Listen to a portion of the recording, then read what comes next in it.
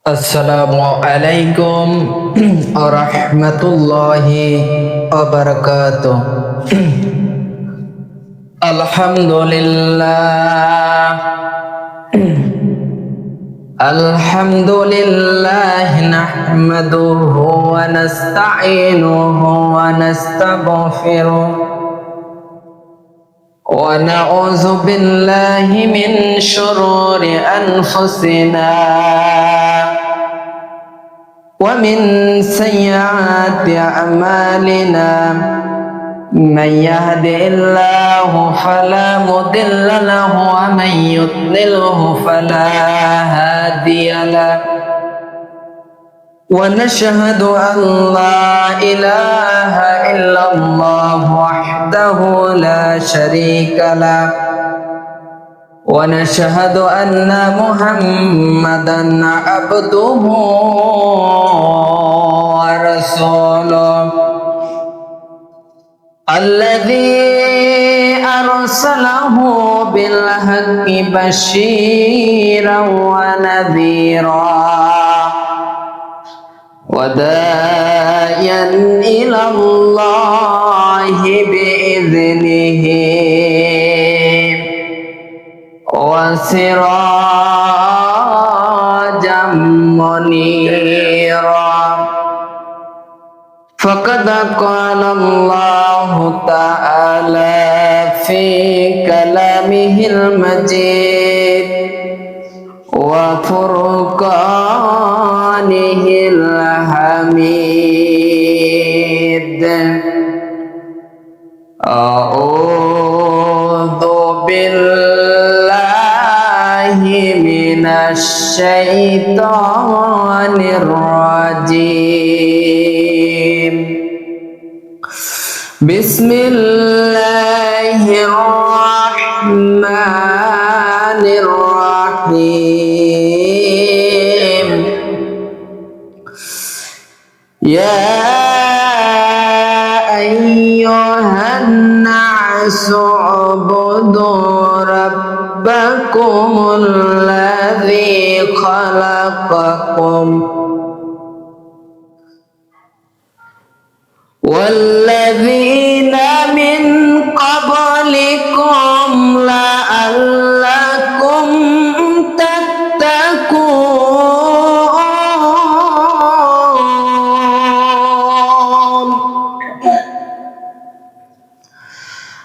Alladzi ja'ala lakumul arda firasan was-samaa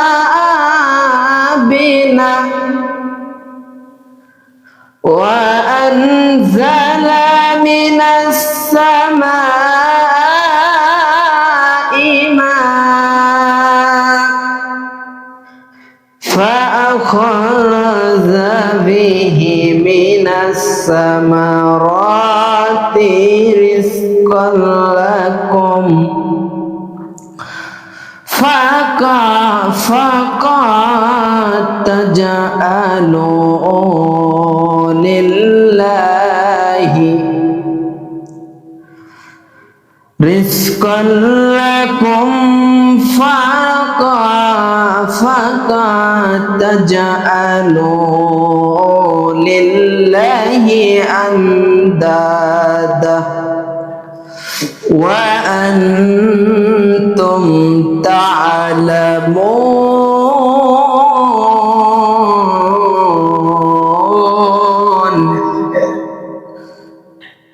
আলহামদুলিল্লাহ, সমস্ত তারিখ ও প্রশংসা শুকরিয়া সেই মহান আল্লাহ সুবহানাহু ওয়া তাআলার, যে আল্লাহ পাক আমাদেরকে দয়া করে মায়া করে একটি সপ্তাহ পর পবিত্র ইয়াউমুল জুমার নামাজ আদায় করার জন্য আসার এবং বসার সুযোগ দান করলেন। সেই মহান আল্লাহ সুবহানাহু ওয়া তাআলার শুকরিয়া আদায় করে তারই শিখানো বাক্য সবাই বলি আলহামদুলিল্লাহ। আরো লাখো কোটি দরুদ ও সালাম বর্ষিত হোক সাইয়্যিদুল মুরসালিন বিশ্ব নবী জনাবে মুহাম্মদুর রাসূলুল্লাহ, সবাই বলি সাল্লাল্লাহু আলাইহি ওয়াসাল্লাম। আল্লাহ পাক পবিত্র কুরআনুল কারীমের 2 নম্বর সূরা সূরা আল বাকারার 21 এবং 22 নম্বর আয়াতে কারিমা তেলাওয়াত করেছে। এর থেকে সংক্ষিপ্ত কিছু আলোচনা রেখে আজকের খুতবাকে শেষ করব ইনশাআল্লাহ। ওয়া মা তাওফিকে ইল্লা বিল্লাহ। আল্লাহ পাক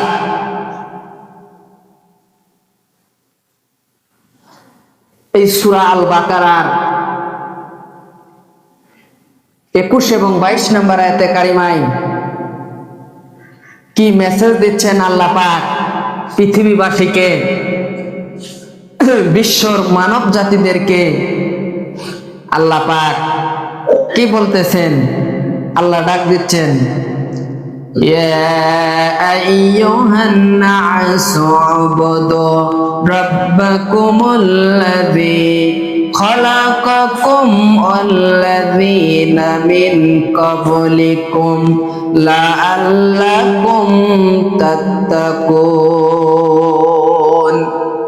আল্লাহ পাক বলতেছেন, হে মানব জাতি, আল্লাহ পৃথিবীর মানব জাতিদেরকে ডাক দিয়ে বলতেছেন যে তোমরা তোমাদের ওই রবের ইবাদত করো যিনি তোমাদেরকে এবং তোমাদের পূর্ববর্তীদেরকে সৃষ্টি করেছেন এবং সৃষ্টি করে শেষ করেন নাই। আল্লাহ বলতেছেন, আশা করা যায় তোমরা মুত্তাকি হতে পারবে। সুবহানাল্লাহ। আল্লাহ বলতেছেন তোমরা মুত্তাকি হতে পারবে। পরের আয়াতে আল্লাহ পাক বলতেছেন,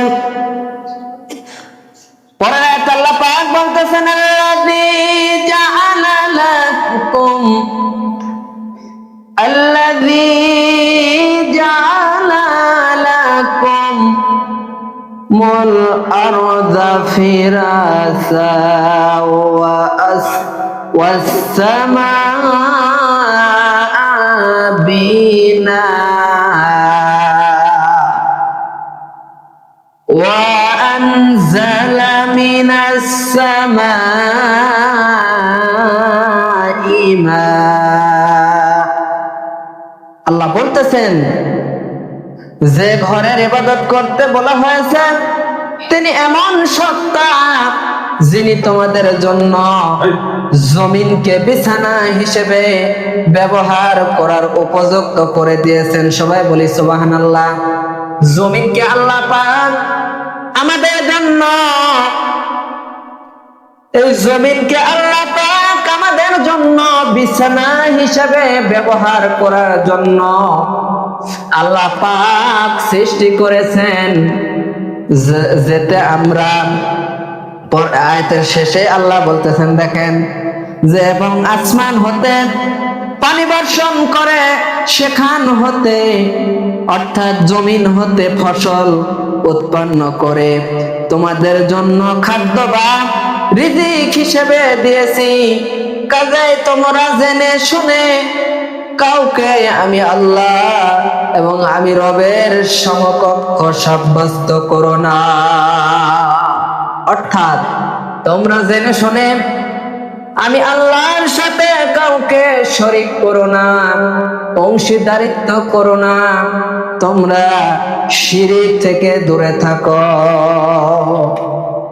আল্লাহ পাক সরল অনুবাদ থেকে আমরা এই মেসেজগুলো পেলাম। আসুন আমরা সামনের দিকে অগ্রসর হব। এই সূরাটি যে সময় নাযিল হয়, সূরাটির নামকরণ করা হয় বাকারা শব্দের অর্থ হলো গাভী। আমরা সকলে সেটা জানি।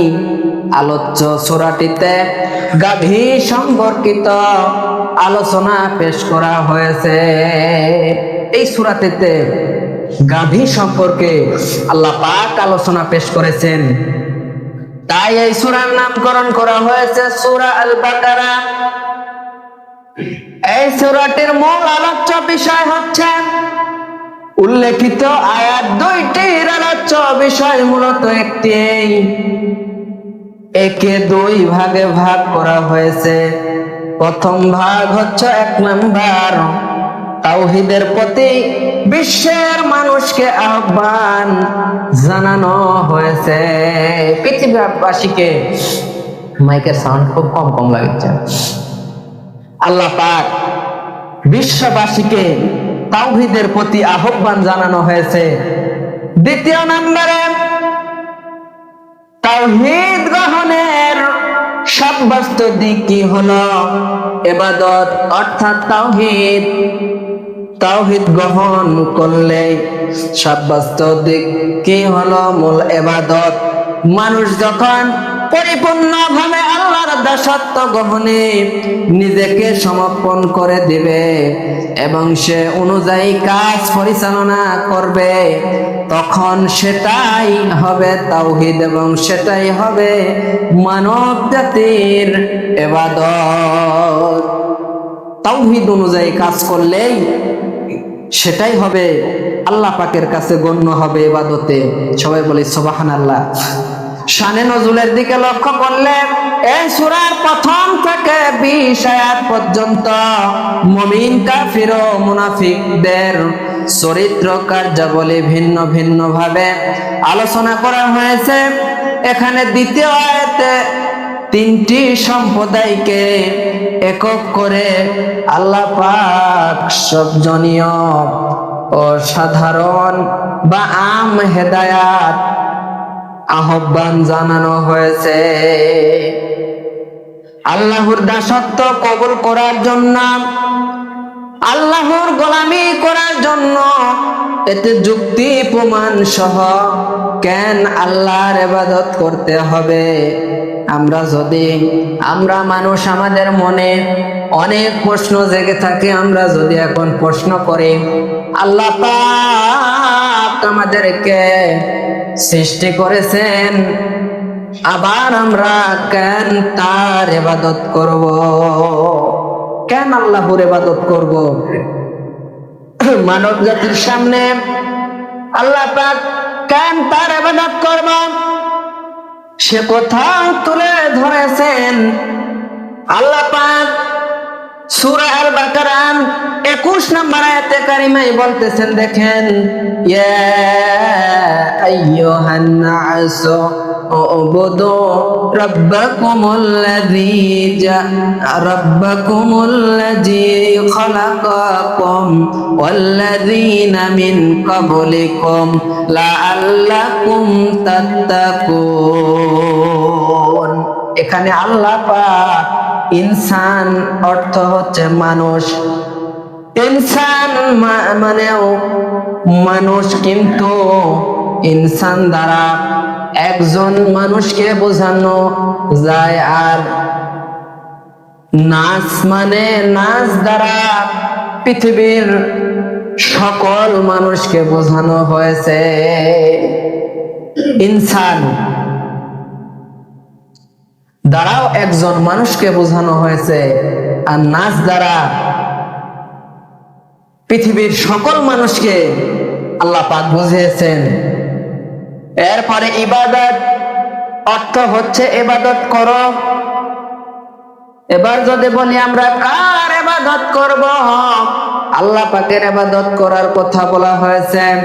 দাসত্ব করো, গোলামি করো, নির্দেশ মেনে চলো, আনুগত্য করো, আল্লাহ যা আদেশ করেছেন পালন করো, আল্লাহ যা নিষেধ করেছেন সেই কাজগুলো থেকে দূরে থাকো।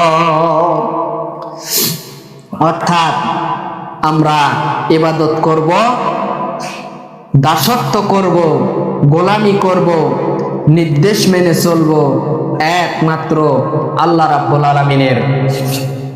প্রিয় বন্ধুগণ আমার, এবার যদি লক্ষ্য করি ইবাদত করতে পারবো, তাহলে ইবাদত অর্থ কি?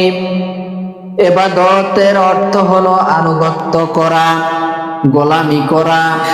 পারিভাষিক অর্থ, বান্দা তার মাবুদের আনুগত্যের জন্য যা কিছু করে থাকে তাকেই বলা হয় ইবাদত। বান্দা সেই মাবুদের আনুগত্য গোলামি করা, মাবুদের আনুগত্য করে থাকে, হুকুম মেনে চলে, তাকেই বলা হয় ইবাদত।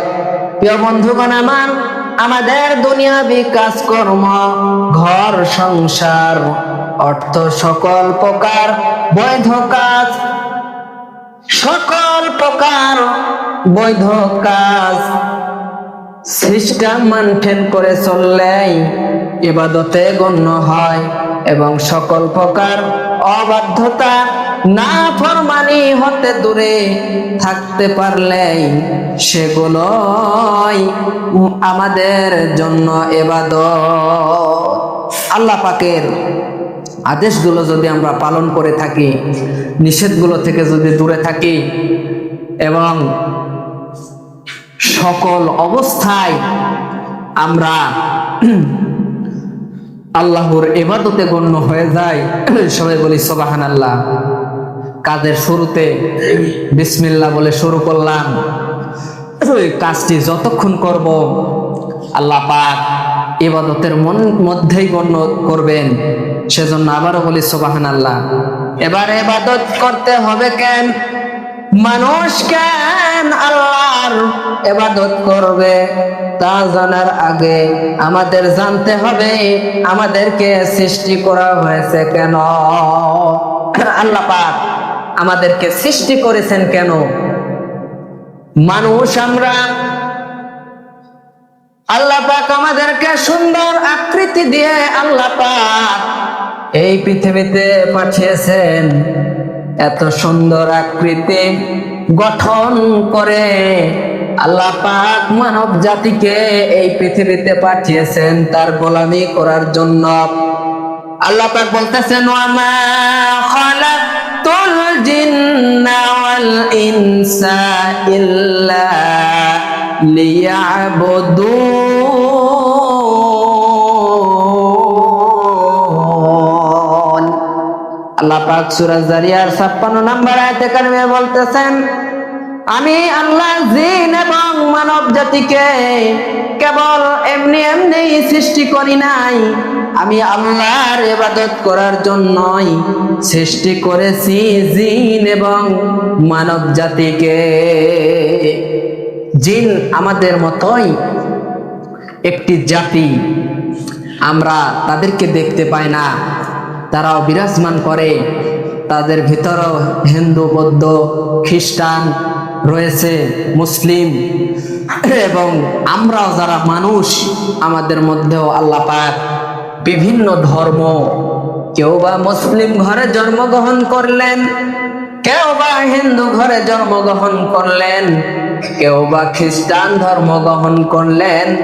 এইভাবে আল্লাহ পাক মানুষদেরকে, আমাদেরকেও মানব জাতি হিসেবে সৃষ্টি করলেন। এরপর আল্লাহ পাক আরো বলতেছেন, ইন্নী জাইলু ফিল আরদি খলিফা। আল্লাহ বলতেছেন, নিশ্চয় আমি আল্লাহ পৃথিবীতে খলিফা সৃষ্টি করতে যাচ্ছি।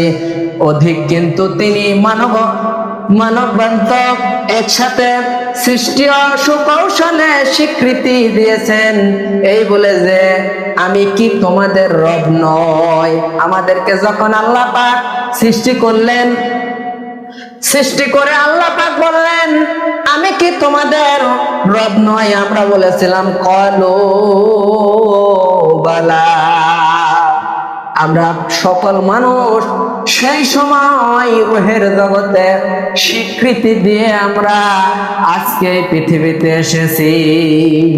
আমরা সকলেই বলেছিলাম, হ্যাঁ আল্লাহ, ক্বালু বালা, আপনি হচ্ছেন আমাদের রব আল্লাহ। প্রিয় বন্ধুগণ আমার, ইবাদতের প্রকারভেদ রয়েছে। আমরা যে ইবাদত গুলো করে থাকি, মৌলিক ভাবে ইবাদত দুই প্রকার গণ্য হয়। এক নাম্বার ইবাদত হলো শারীরিক ইবাদত। শারীরিক ইবাদত অর্থাৎ মানুষের দেহ দ্বারা যে ইবাদত গুলো হয়, শারীরিক ইবাদত যেমন নামাজ, রোজা, হজ, জিহাদ।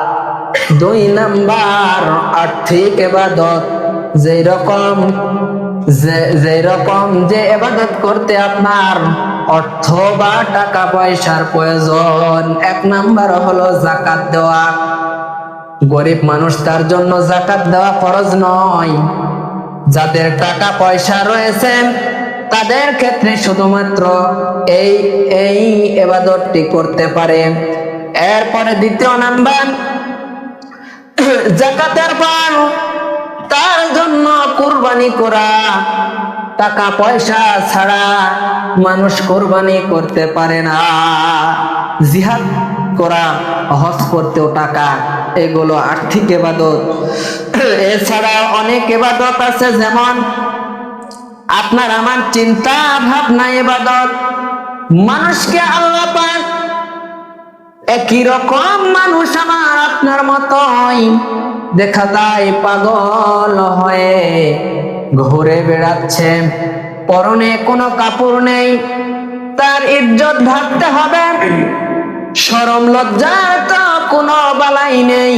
শুধুমাত্র আল্লাহ পাক তার বেনকে একটু ডিসপ্লে করে দেওয়ার কারণে তার জীবন দশায় শরম লজ্জা সব কিছু উঠে গিয়েছে, ভয় ভীতি কিছুই অনুভব করতে পারে না।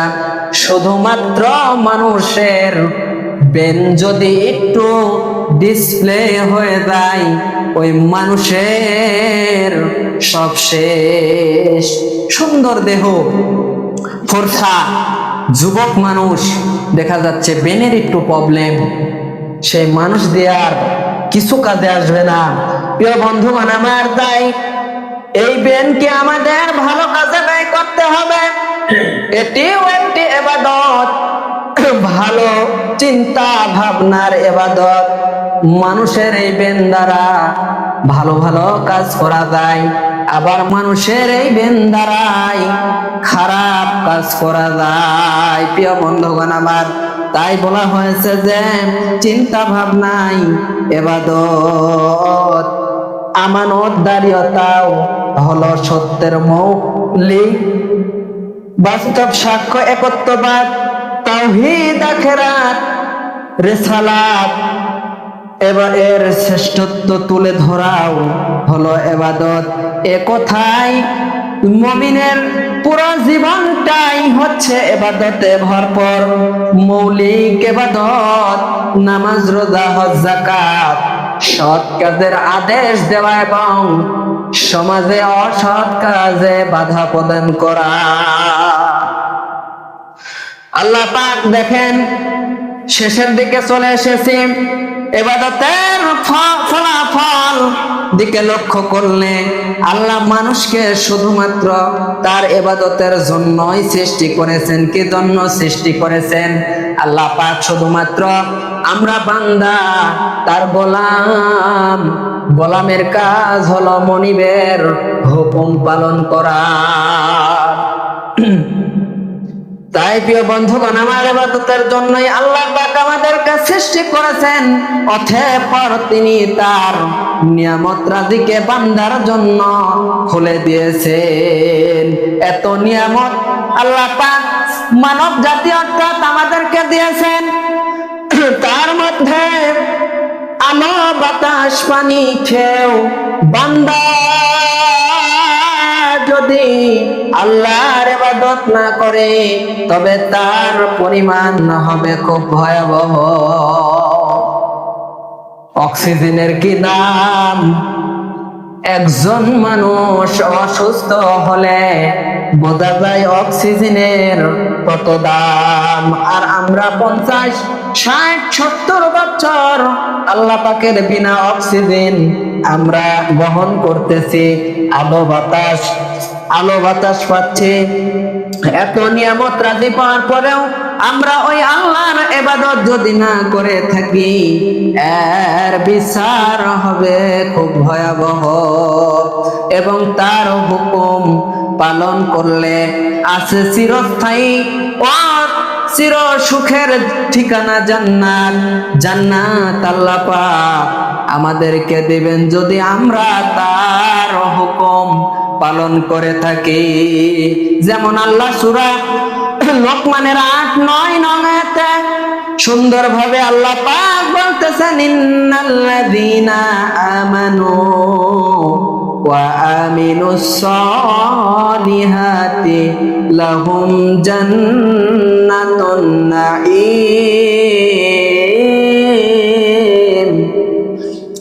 আল্লাহ বলতেছেন ইন্না মানে নিশ্চয় অবশ্যই যারা ঈমান এনেছে এবং নেক কাজ করেছে তাদের জন্য রয়েছে নিয়ামত ভরা জান্নাত। পরের আয়াতে আল্লাহ বলতেছেন খালিদিনা ফিহা ওয়াদাল্লাহি হাক্কা ওয়া হুয়াল আজিজুল হাকীম। আল্লাহ বলতেছেন পরের আয়াতে তারা চিরকাল সেখানে থাকবে, এটা আমি আল্লাহর সঠিক ওয়াদা। তিনি মহা শক্তিশালী, মহাবিজ্ঞানময়।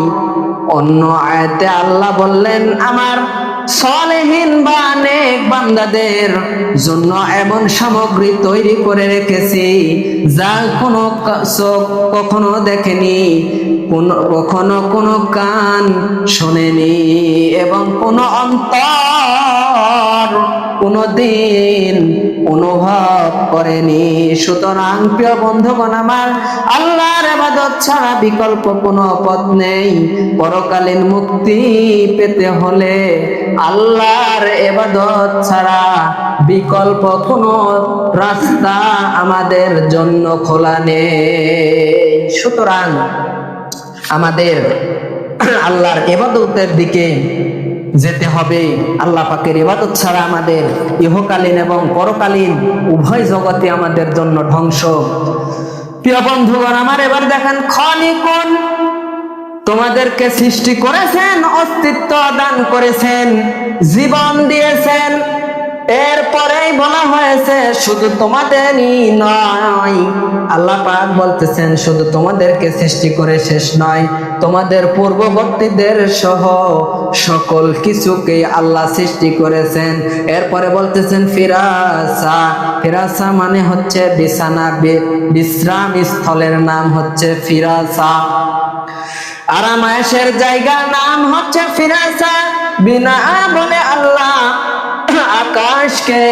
আকাশকে বলেছেন, আল্লাহ বিনা বলে আকাশকে ছাদ হিসেবে তৈরি করেছেন। অর্থাৎ তিনি জমিনকে এমন ভাবে সৃষ্টি করেছেন যা খুব নরম নয় আবার শক্ত নয়, যাতে করে মানব জাতি ফসল ফলাতে অপযোগী হয়ে যায়, ফলানো অসম্ভব হয়ে যায়। এইরকম কাজ আল্লাহ করেন নাই। আবার নরম নয় যাতে পা রাখা যাবে না।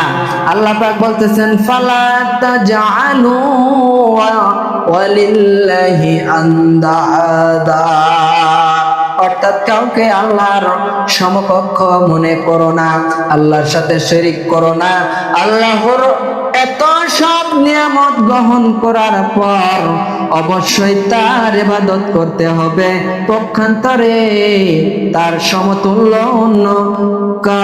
অন্য সমতুল্য ও কাছাকাছি অন্য কাউকে মনে করা যাবে না। অর্থাৎ আল্লাহর সাথে কাউকে শিরিক করা যাবে না। আল্লাহর কি ক্ষমতা, আল্লাহর কি পাওয়ার দেখেন। কালকেও ভূমিকম্প হয়েছে, শুধুমাত্র 50 তলা 60 তলা 40 তলা 30 তলার বিল্ডিং কত রড তলে দিয়ে ফাউন্ডেশন করে তৈরি করতে হয়। আল্লাহর একটি কাঁপুনিতে, একটি ঝুঁকিতে দেখা যায় বাংলাদেশে এক বিল্ডিং এর সাথে আরেক বিল্ডিং যে হেলে বেঁধে আছে। এত শক্তিশালী করে তৈরি করার পরেও আল্লাহর কি ক্ষমতা, আল্লাহর কি পাওয়ার দেখেন, যে শুধুমাত্র একটু নাড়ানি দেওয়ার জন্যই মানুষ দৌড়াদৌড়ি। সিটি আপনার ভিডিওতে দেখা যাচ্ছে যে পিতা তার ছেলেকে থুয়েই দৌড়ে পালিয়ে যাচ্ছে, না জানি মাথায় এসে বিল্ডিং ধসে মাথায় এসে না পড়ে ছেলেকে ফেলে রেখে পিতা তার জান বাঁচানোর জন্য ভূমিকম্পর সময় দৌড়ে পালাচ্ছে। তাহলে কিয়ামতের দিন কি রকম অবস্থা হবে? আল্লাহ পাক সময় শেষের দিকে, শেষ পর্যায়ে চলে এসেছি, আমাদের সকলের অন্তরে কিয়ামত, হাসর নাসর, ফুরসিলাত, মৃত্যুর ভয় পয়দা করে দাও। আজকের আলোচনা থেকে আমি চারটি মূল শিক্ষা, দুইটি আয়াতের সংক্ষিপ্ত যে চারটি শিক্ষা, তার এক নাম্বার হলো আমাদেরকে একমাত্র আল্লাহর ইবাদত করতে হবে। ইবাদতটি হবে সকল ক্ষেত্রে, শুধুমাত্র ইসলামকে মানব মসজিদে, ইসলামকে মানব বিবাহেতে, ইসলামকে মানব স্ত্রীর কাছে যেতে, ইসলামকে মানব শুধুমাত্র হাদিয়া তওফার ক্ষেত্রে, ইসলামকে মানতে হবে পূর্ণাঙ্গ সকল ক্ষেত্রেই। শুধু আমরা আল্লাহর ইবাদত করব সকল ক্ষেত্রেই। দ্বিতীয় নাম্বার হচ্ছে আল্লাহর ইবাদতে অন্য কাউকে শরীক করা যাবে না, অর্থাৎ শিরিক থেকে দূরে থাকতে হবে। এখন এমন এমন কাজ রয়েছে যা আমরা করে থাকি, আমরা জানি না যে এই কাজ করলে শিরিক। মানুষ যদি জানতো তাহলে এই কাজগুলো করতো না। না জানার ক্ষেত্রেও আজকে আমরা অনেকে এই কাজগুলো করে থাকি। তিন নাম্বার, আল্লাহ সকল কিছুর সৃষ্টিকর্তা। আল্লাহ সকল যতগুলো প্রাণী দলের লোক রয়েছে, আমরা সকলকে কিন্তু আল্লাহ পাক সৃষ্টি করেছেন। আল্লাহ শুধু কারো একক নয়, এবং কোরআনও কিন্তু আমার সবার, নবী কিন্তু আমাদের সবার, কাবা ঘর আমাদের সবার। তাই সেই লক্ষ্যেই কাজ করতে হবে প্রিয় বন্ধুগণ আমার। অর্থাৎ সৃষ্টিকর্তা আল্লাহ আমাদের সকলের। চতুর্থ নাম্বার হচ্ছে তিনি আসমান ও জমিন সহ সকল কিছু মানব জাতির কল্যাণের জন্যই সৃষ্টি করেছেন। সবাই বলি সুবহানাল্লাহ। আল্লাহ পাক আমাদের সকলকে সঠিক জ্ঞান বোধ যেন দান করে। সবাই বলি আল্লাহুম্মা আমিন।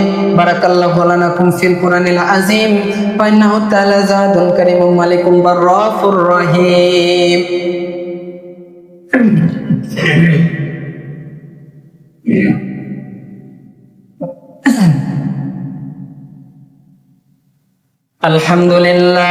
আলহামদুলিল্লাহ নাহমাদুহু ওয়া নুসাল্লি আলা রাসূলিহিল কারীম। আম্মা বা'দু ইন্না খায়রাল হাদিসি কিতাবুল্লাহ فإن خير الحديث كتاب الله وخير الهدي وهدي محدثة بدعة وكل ضلالة النار.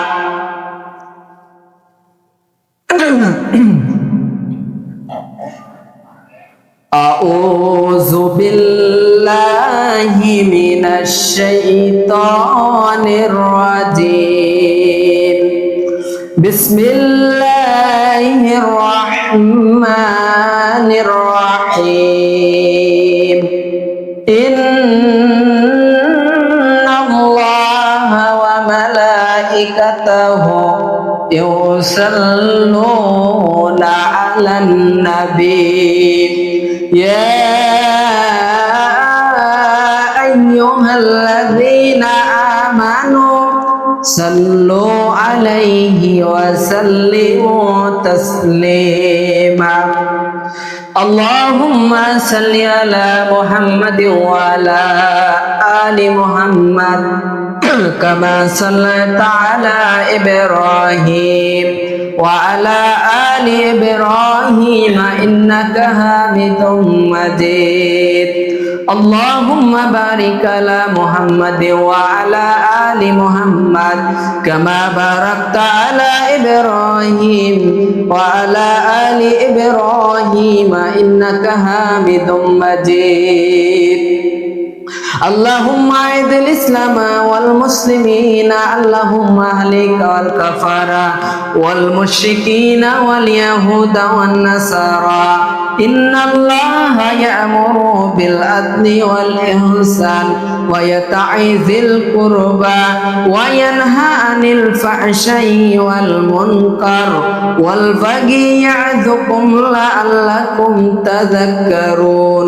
ولذكر الله تعالى وعلى وعز وتم وهم أكبر. আকবার।